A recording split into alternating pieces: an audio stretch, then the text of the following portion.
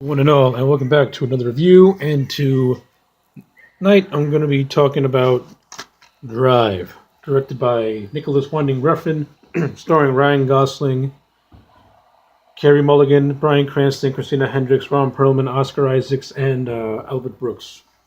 And I'm going to say right off the bat is this is one of the most gorgeous looking movies I've ever seen. I mean, like in terms of a style. In terms of like direction and cinematography, this movie looks immaculate. It's so stylized in the way it's presented, and it looks gorgeous. It really does look gorgeous. And from an acting standpoint, it's really well acted. You know, Ryan Gosling plays the character known as Driver, who is a stuntman who moonlights as a getaway driver, and Gosling does a really superb job. Albert Brooks plays this like mafia type character named Bernie Ross, and he does another fantastic job. And there's also some scenes with Brooks where he just is brutal. When I mean brutal, I mean when you piss him off and he goes to kill you. Oof, oof. Wouldn't want to meet that kind of dark alley. And you got Ron Perlman as like his partner named Nino, and Ron Pearlman in this movie has one. And seeing Ron Pearlman in general is always fun to watch. And Ron Pearlman is great in the scenes that he's in, but he has one line that, to me, I just found hysterical, and it has that Ron Pearlman type delivery. That's why I love it so much. Uh, I'm not going to spoil what it is, but I'll just say that I'll give you a hint. It involves Ron Perlman, Albert Brooks, and Bryan Cranston's character named Shannon. Bryan Cranston is also in this film playing Shannon, and Bryan Cranston is brilliant in everything he does. So praise be no more for Cranston. But there's this one scene where they're in, and Cranston plays like this auto shop, this like mechanic auto shop owner type guy. But there's this one scene when they're in his garage, and Perlman sees this car, and he just says this line that just cracked me the hell up. Like, for me, it cracked me up. I thought it was hilarious. You'll know when you see it.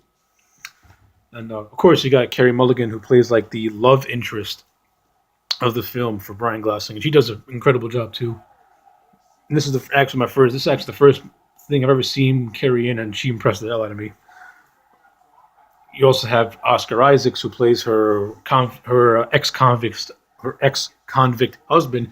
And you know, to me, Ryan, I like Oscar Isaacs, but in this movie, he was I don't know, it was kind of sort of wasted in a way because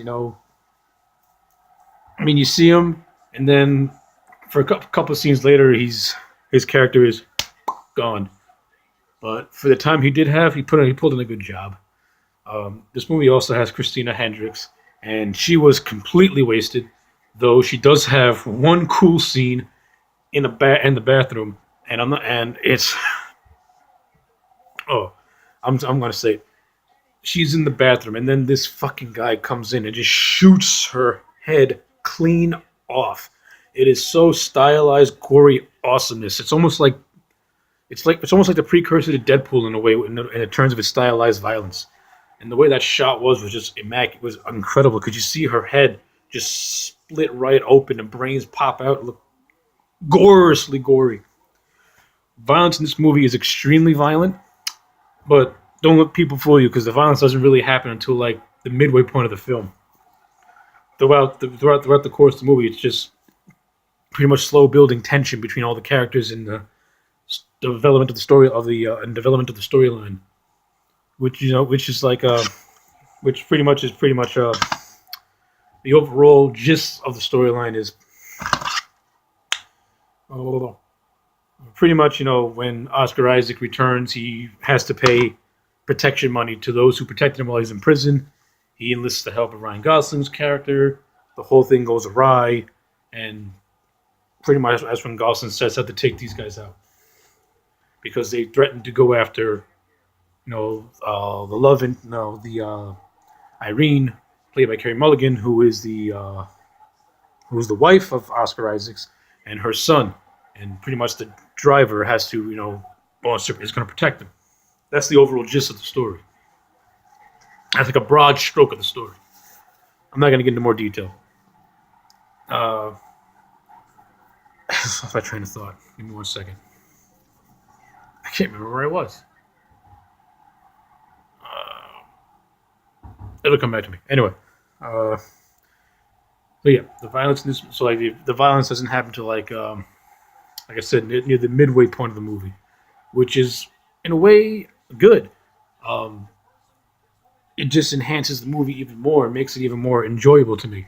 Um, this movie, of course, is known for having very minimalistic dialogue, and for a movie like this, it works because it plays almost like a silent film in a way, where like the characters only talk when something needs to be said, but everything is mostly done through pretty much through facial expressions, and just by the facial expressions, you can easily tell what's going through their mind and the proper response that's supposed to be happening, which is fantastic and so refreshing to see in a movie where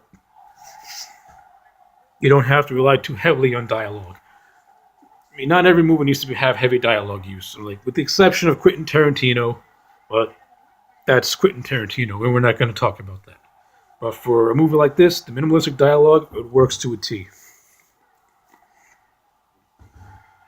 So, in my overall view, I give this movie solid 8. It's very enjoyable. It's solid. Good acting. Amazing cinematography. Amazing directing. Over the top, stylized, yet cool violence to look at. And that's all I got to say about Drive. Like, comment, and subscribe, and I will see you again next time.